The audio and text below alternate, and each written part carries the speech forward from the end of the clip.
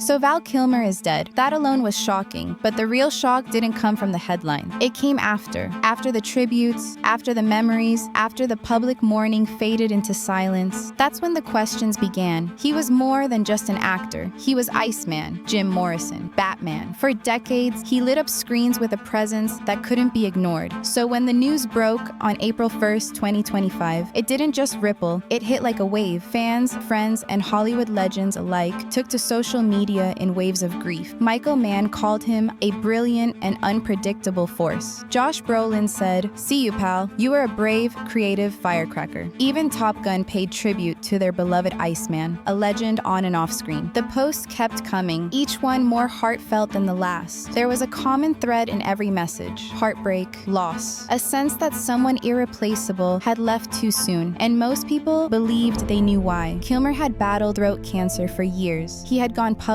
in 2017, and ever since, his health had slowly declined. His voice faded, breathing became harder. He pulled back from public life. His final appearance in Top Gun, Maverick, felt like a goodbye wrapped in nostalgia. So when the news of his death broke, it felt expected. Sad, yes, but unsurprising. But then the whispering started. Not online at first. In private calls, quiet messages, back-channel conversations. People close to him, friends, colleagues, even family, started asking the same thing. Why didn't we know how bad it had gotten? Why had he stopped seeing visitors? Why had he withdrawn completely? Some said he'd been hospitalized more than once in the months before his death, yet there were no reports. Then came the delayed autopsy report. That's when people really started paying attention. What had been quiet grief turned into hushed confusion. Had Kilmer really died from the long-term effects of cancer, or was there more to the story? Why did everything seem so carefully hidden in those final months? Why was the truth so slow to emerge? And the biggest question of all, what were we not told about the last chapter of Val Kilmer's life? When someone famous dies, the story usually follows a familiar path: an announcement, a statement, and closure. But with Val Kilmer, something felt off.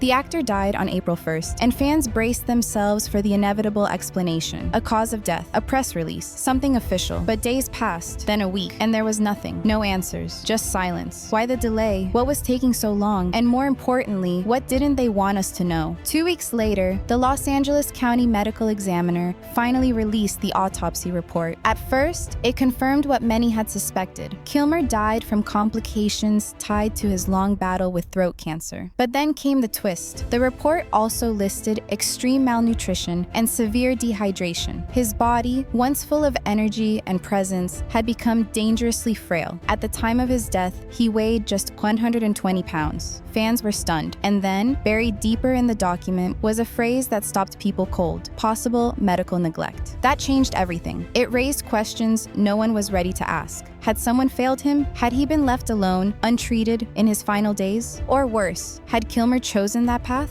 Doctors who reviewed the finding pointed to a quiet, devastating possibility. It looked like he had stopped eating and drinking on his own, that he had refused further care, even as his condition declined. Not because he didn't need help, but because he didn't want it. Was this about control, peace, pain? Had he accepted death before anyone around him was ready to? Family members later confirmed it. Kilmer had made a choice. He didn't want to die in a hospital. He didn't want machines or bright lights or doctors buzzing around him. He wanted quiet. He wanted home. Some people respected that. Others couldn't shake the sadness. If he'd let people in, could things have been different? The autopsy ruled out drugs, ruled out foul play, no external cause, no one to blame. And still, something didn't sit right, because even with the truth in writing, the emotional questions remained. Why did he hide how bad it was? Why didn't he ask for more help? Was this really how he wanted to go? Val Kilmer's death wasn't just the end of a career. It was the unraveling of a private battle, lived behind closed doors. And in that quiet unraveling, we're left wondering not just how he died, but why it had to happen this way. Hollywood echoed the emotion. Tom Cruise spoke of their friendship and Kilmer's bravery. Robert Downey Jr. remembered his wit. Angelina Jolie called him one of the kindest people she'd ever worked with. The sadness wasn't just for the actor, but for the man behind the roles. And still, the tributes weren't enough. People wanted to do more, so they gathered outside his star on the Hollywood Walk of Fame. They came with candles, flowers, costumes, and handwritten notes. Some fans dressed as his most iconic characters, not just to grieve, but to celebrate the legacy he left behind. Online, tribute videos flooded timelines, clips of his finest scenes, rare interviews, behind-the-scenes laughter, each one a reminder of how deeply deeply Kilmer had touched lives. These weren't just movie montages, they were love letters, memories that made people smile, even while tears streamed down their faces. And then the conversation shifted. Kilmer's death sparked something bigger, a surge in awareness around throat cancer. People began sharing information, warning signs, and stories of their own. The tragedy became a spark.